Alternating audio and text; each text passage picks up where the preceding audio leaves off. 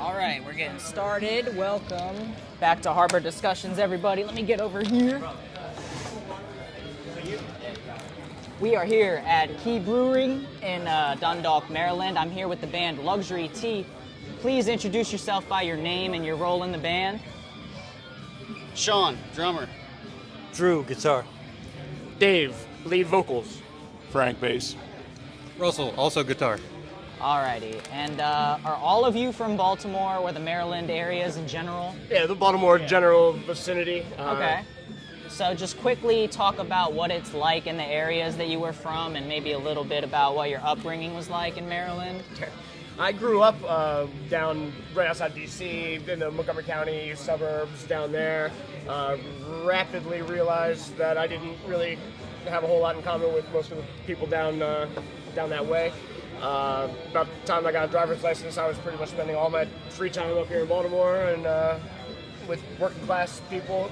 My great granddad bought that house for like nothing, like that was all lawyers and shit, Yeah, it's crazy nowadays. It's a different world.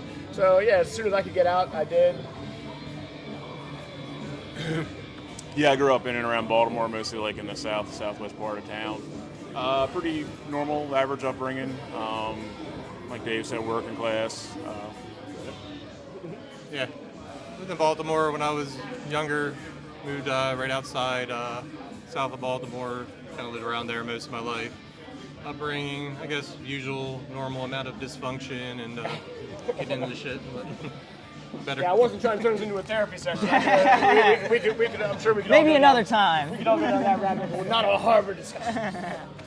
And similar. Grew up South Baltimore-ish, Brooklyn, Glen Burnie, all those areas.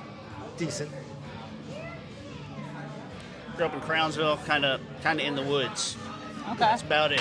I got you. Probably the least city folk of the bunch.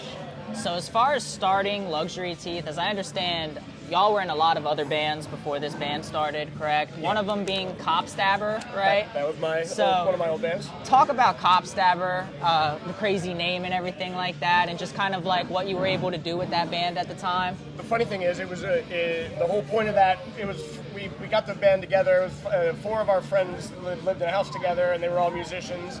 And we said, well, it was one of their birthday coming up. And we said, let's just make a fake dickhead band and play one show for this birthday party. Okay. And it'll be a legendary thing. Like if you were there, you saw it. If you weren't, you missed it. You never got another chance. And people went nuts, and they were like, no, we will not accept this. We did it for 10 years. We put out 3 records. We toured a lot. We did really well, surprisingly, in spite of the name. The name did cost us a lot of opportunities. A lot of what would have been good times were ruined because of it. But, Are there any crazy experiences where like a cop had seen maybe a shirt, a flyer, a show, and they like took it upon themselves? One of our first official Baltimore shows, because we were actually more of a DC-based band, despite of where I was, but the rest of the guys weren't. One of the first Baltimore shows, the guy had the merch box, and my drummer was in the passenger seat, and the driver got pulled over, got DWI before he even got out of the city, and they opened up they went through everything in the car, and they were like, "Oh, Cop Stabber!" We had all the merch and everything, and it made their night a whole hell of a lot worse. Yeah. So also, I got a lot of my notes from Getting It Out podcast that y'all did. Shout out to them. Big Dan. One of the other bands that I saw, National Razor, FDIC. Yeah, I was in that band. I'm pretty old. That was like 20 plus years ago. Okay. Did some touring. Yeah, did some touring, put out a few releases, that sort of thing. And then, Yeah, I like to bring up the older bands because a lot of my viewers are more or less younger, Right. so I kind of want them to go back and... What I like to talk about with FDIC, good old National Razor, is I was in a band called the Homeowners around the same time that was happening, and National Razor was like they were always that one step above wherever we were as we moved up the ladder. They were always still that one little step ahead. So it wasn't a hateful thing, but it was like I felt like I was always trying to chase my buddy Frank, even though we weren't really people yet. Friendly competition is good. Totally friendly competition. Yeah. I always had a target on y'all. So here's the thing for the young viewers out there.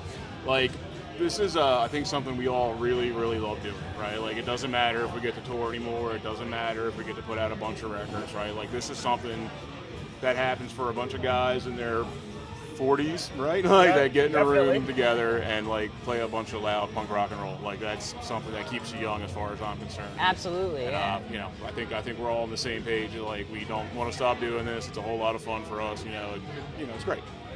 Awesome. The Revelevans? Revel Evans. Revelevans. I was in the Revel Evans for a long time. I don't remember how long because I don't remember when it started or really when it ended. It just kind of ended. A lot of fun. Played a bunch of shows. Got to play National Roller Derby Convention in Vegas one year. That was a blast. Wow. Yeah, a lot of fun.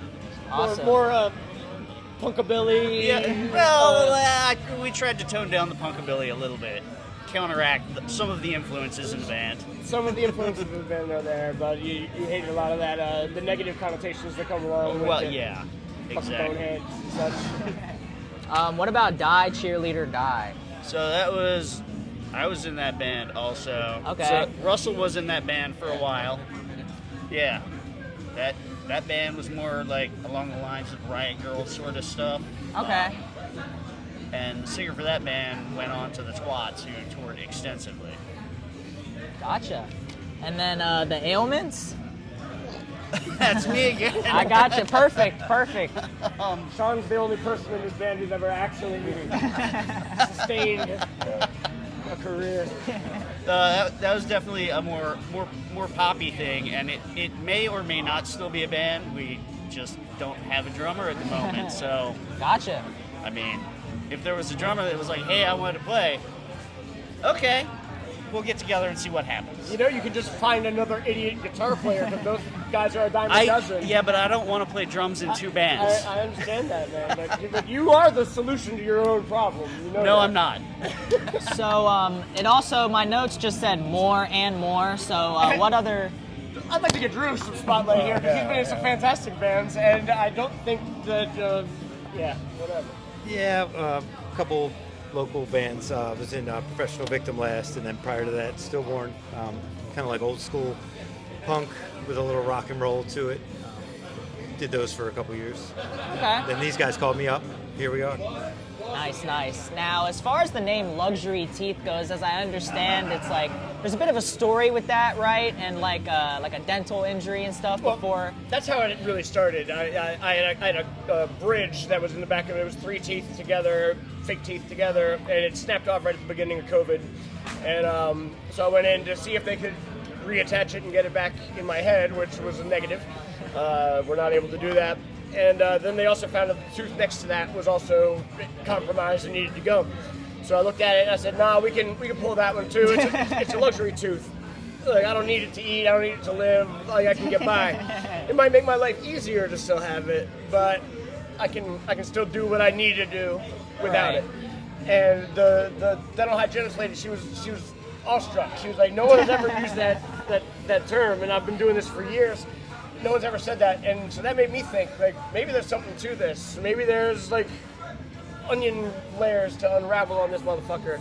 So I started thinking about the idea, and I was like, when you're a kid, you have that full mouth of teeth. You Yeah. have all these things that you think you need, that you cannot live without. You feel that you need all of them. Your parents tell you, "You got to brush your teeth, or else you'll fucking starve to death or whatever," you know. And but as you get older and become more of a drug addict and whatever, your teeth start falling out, and you realize, oh wait, I didn't need all those things. But everything is a luxury teeth. Those parents, you thought as a kid, there's no way I could live without my mom and dad, or those best friends that you had when you were a little kid, or that first love that you had, I couldn't live without that girl, you know. Yeah. And I'm telling you, maybe your viewers are a lot younger, like you mentioned before. But when you get to be 45 years old, you realize that all those things are going to die or leave you. And Yeah. guess what happens every fucking time? You wake up tomorrow, you put one foot in front of the other, and you keep going. Your life might have been easier, it might have been better when you still had your folks, you know, to help you if you had a problem. But when they go, you're still gonna wake up tomorrow, you're still gonna keep living. everything is luxury. Not everything, but most things are luxury teeth. More things than you think. You can live without them. It might help, but it ain't gonna kill you. Absolutely. Now we'll go into the songs and stuff like that. Have y'all released like an actual project yet?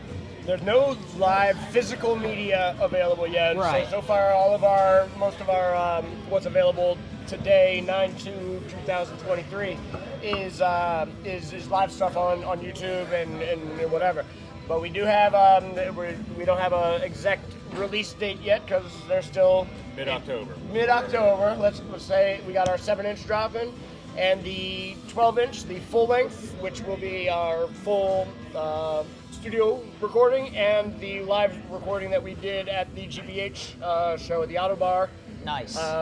That'll be a 2-sided live and studio album that is already in the process. So Gotcha. those are Probably both those what label that's coming out. and that will be coming out on DCP.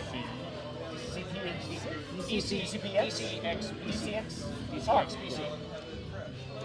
Gotcha. Scott, I love you, buddy. I just can't. Thank you, Scott. My alphabet control is whack. So now we'll go into the actual songs and stuff. I basically just pulled the titles of the videos and stuff like that.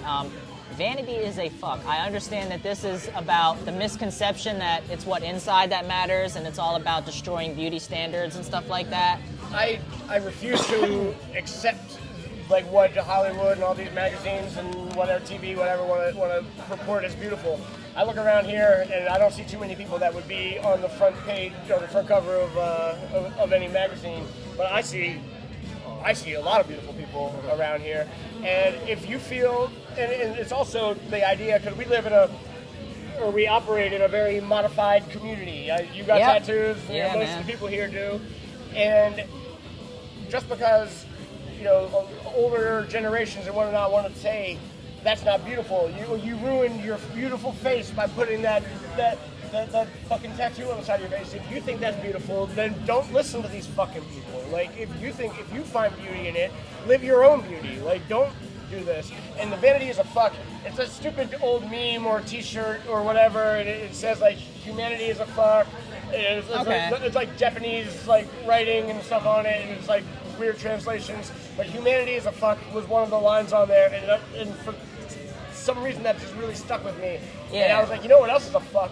These fucking vanity standards are a fuck. Yeah, I thought about Vanity Fair like almost immediately and kind of correlated the two and whatnot. Do y'all have any comments about what the song is about? I just beat on drums. I gotcha. No, I mean, I think, like, I think looking at us, like, you might not suspect that we're as introspective and thoughtful as we are, right? And, like, maybe that doesn't always come across. And, like, one of my favorite things about Dave as a singer is he'll introduce a song that talks about, like, beauty standards and the bullshit surrounding them, and then it immediately starts out with, wah! You know what I mean? Like, I love the dichotomy of that. Cool.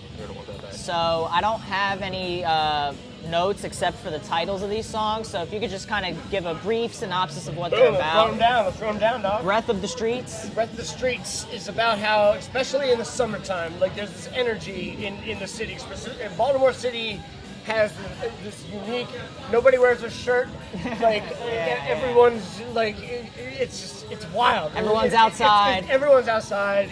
There's an energy that pulsates, and like it almost feels like you can feel the streets itself like expanding and contracting, like almost like that. I'm trying to capture that energy in it, but I'm also using the song to reference the monsters that are there, like that this city breathing, that monster that is breathing. It might not always be your friend. Oh, You know, no. This energy is not always a positive thing. There's some ugly shit, and Of course. so it sort of references that. And then the words itself, Breath of the Streets, I kind of wrote it down. Like a lot of my songs and a lot of my ideas, I'll get like a 2 or 3 word thing, and I'll just write it down and say I need to come back to that.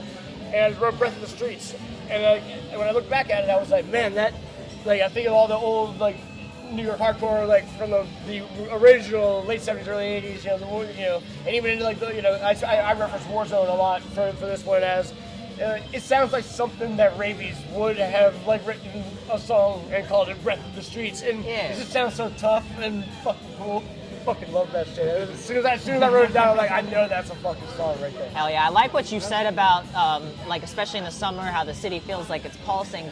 I live out in rural Maryland, Carroll County, so every time I drive into the city, once I see the skyline and, all the buildings and stuff, you start to, like, you get hyped up and everything like that, So I feel like any big city's alive. I was born in Denver, so when I go back to Denver, it's the same thing.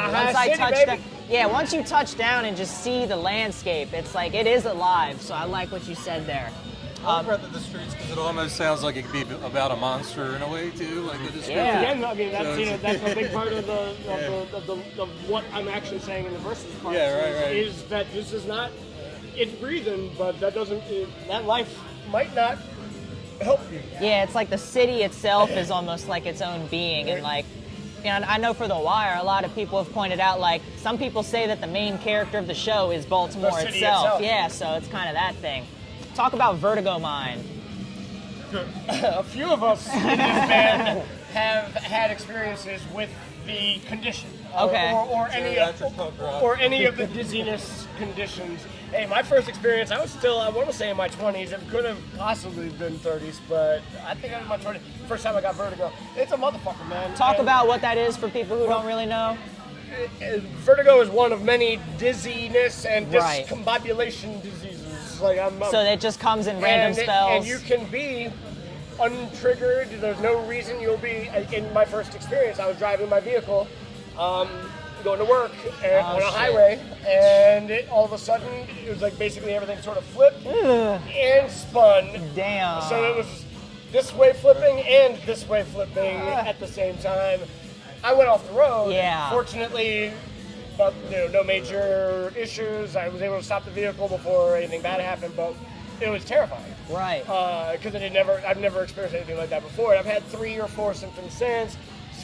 Like I said, a handful of the rest of us have had these similar type things. Again, God, thank whoever, like we came out the other side all right. But it's fucking crazy. Also, Dewey Cox, the Walk Hard movie is a big deal to me personally, and Mrs. Cox, his mother, she suffered from vertigo, and so I wanted to do a little something for her. It looks like we got about 5 minutes until we are set for the stage. So I don't know how much more we got. We can keep this. I gotcha. 2 minutes. Word noise, just you can keep it very, very short. Too many problems. No, we can't. Too many problems in this fucking world are because we don't know how to talk to each other. Maybe it's a language. Maybe it's the way we speak. Maybe I talk too fast. Maybe you talk too slow. Maybe whatever it is. Words are the problem. And the next stage of evolution, I don't think it's going to be a physical. We're not going to get bigger. We're not going to get faster. Or maybe not the next step. I think our next step is we're going to get past traditional communication as we know it. We're going to be able to understand and communicate each other better. And if we'll do a whole lot the fuck better, the sooner we get rid of words. Even though I use an entirely inordinate volume of them. Type of friend? You got those, right? The ones that you'd go to war with, the ones that that nothing in this world that you wouldn't do for them. If there's something about them, you need to write a song about them. I got you. Generational germs. Generational germs there's a lot of fucking toxicity. There's a lot of racism. There's a lot of the shit that generationally your parents will pass down to you, or I say you to their progeny, and at some point you either cut that or you don't. Or you continue it, and I mean, how many of our fucking friends are all like raising children now? They have the opportunity to stop the cycle of this toxicity, of this racism, of just calling people gay, or Yeah, people call them generational curses. Right, and it's a germ. It's fucking infecting. It has been infecting our society for as long as humanity really has been going on. We can help, though. We can fix it. We can slow it down. Absolutely. No fair fights. Everybody, the first thing is, nobody out in the world, you can never count on somebody fighting fair. They're either going to bring their friends, they're going to bring a weapon or whatever. But also, sometimes people don't deserve to get fought fair. Sometimes you're a piece of shit and you deserve to get jumped. And that's what that song is. It's about both. It's about how make sure you have friends with you because those guys might too. But also make sure you have friends with you because sometimes that guy needs to get fucking jumped. My feelings. Mine are more important than yours. Okay. And last one. Might join a cult. Well, everybody wants to believe in something, right? And I think, especially by the time you're 45, you've run the gambit, man. We've tried religion, we've tried different friendships, we've tried jobs, we've tried everything, and a lot of times we still feel on the outside. Maybe joining a cult, maybe that'll work. Right. And that is the 7-inch title, and we are on stage now. All right. I appreciate y'all. Bye, guys. Absolutely. Woo. Yeah. Hell yeah.